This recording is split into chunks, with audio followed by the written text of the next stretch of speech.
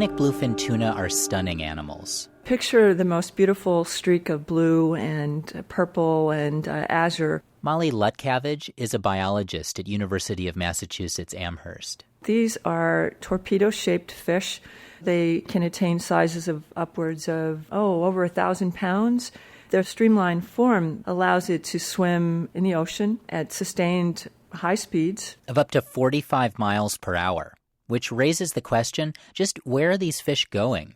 To solve this mystery, Lutcavage, other researchers, and various fishermen have been attaching electronic tags to wild bluefin tuna, little cigar-shaped computers that record the paths of single fish. Let's call it the daily life of a giant bluefin tuna. Here's an example. The path of this fish that you're about to see is driven by actual data from a young tuna. The fish was tagged off North Carolina in January 2003 by a research team that included Stanford biologist Barbara Block and Andre Bustani. We, refer to ourselves as Team Tuna. Bustani is an environmental scientist at Duke University. So essentially what drives the migration patterns for these fish are either food or sex, and when they're not thinking about one, they're thinking about the other. When Atlantic bluefin are young, they focus on food to grow quickly. This tuna here spent the winter off North Carolina feeding on a kind of herring called menhaden.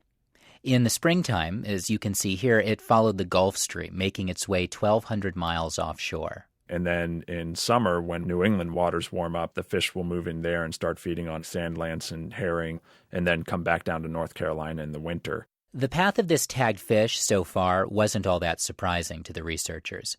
For decades, it was thought that there were two distinct populations of Atlantic bluefin, one in the western Atlantic and one in the eastern Atlantic, with little exchange between them.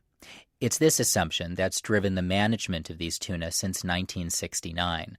That is, two separate quotas for fishing, one for each side of the Atlantic, split down the middle by the 45-degree line of longitude. But we're seeing that it's much more complicated than that. Most of nature does not follow arbitrary lines. The tags showed that these fish actually cross the Atlantic. So as this fish matures, what's on its mind at that point is sex. It's looking to find a mate. And to do that, it returns to where it was born, in the Mediterranean Sea. Here's our tuna swimming east in the late winter of 2004, away from North Carolina, north of Bermuda, across the mid-Atlantic ridge in the spring, and then into the Mediterranean by summer. Once these tuna reach a certain size, they often cross the ocean and return to where they were born to reproduce, either in the Mediterranean or the Gulf of Mexico. All this movement, it casts doubt on using the 45-degree line to manage tuna stocks. There's a need for a new solution, biologist Molly Lutcavage. I think there's a real urgency to understand where are the spawning areas, what is the age of maturity of Atlantic bluefin tuna. Without this information, it will be very difficult to judge what the state of the populations are in the Atlantic. So it's important to continue to study these fish and to fill in those gaps in knowledge. And these tags are a powerful way to achieve that.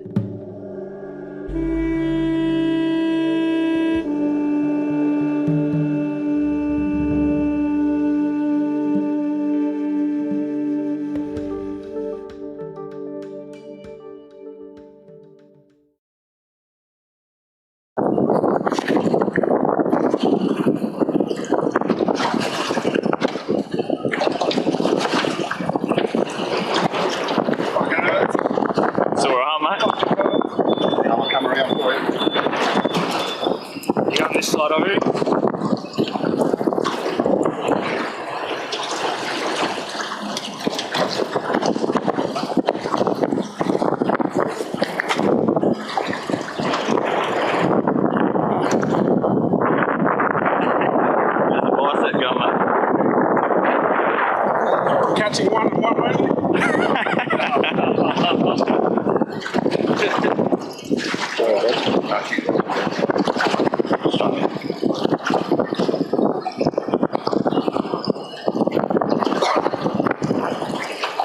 feeling it?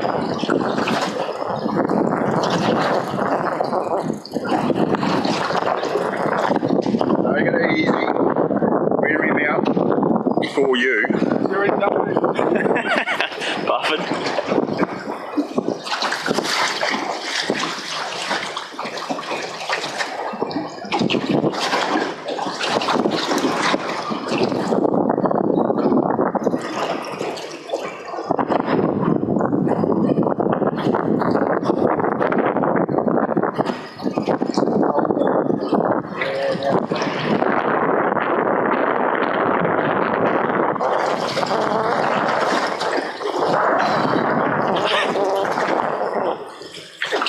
what I'm saying?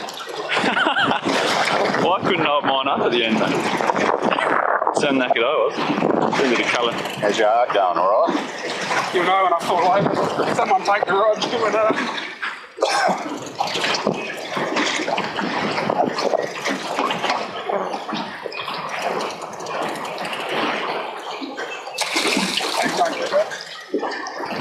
A few times yet.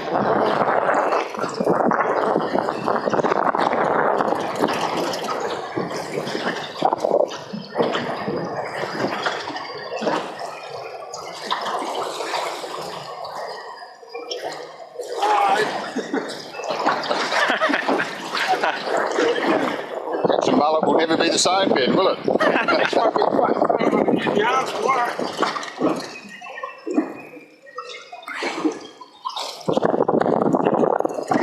Have a breathe.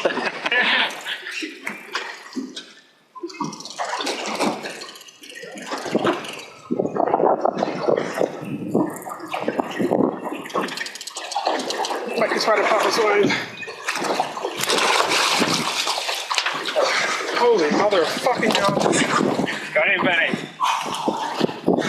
Do you reckon, boy? Congratulations, boy. Another one. Fucking shakes up. Good on it. Mine's bigger, I think.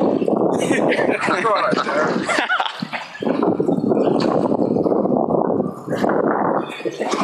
You a tan rubber? Maybe, yeah.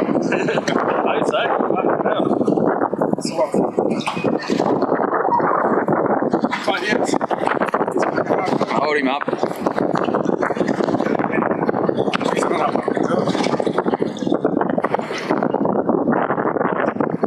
I ain't now. Put it on.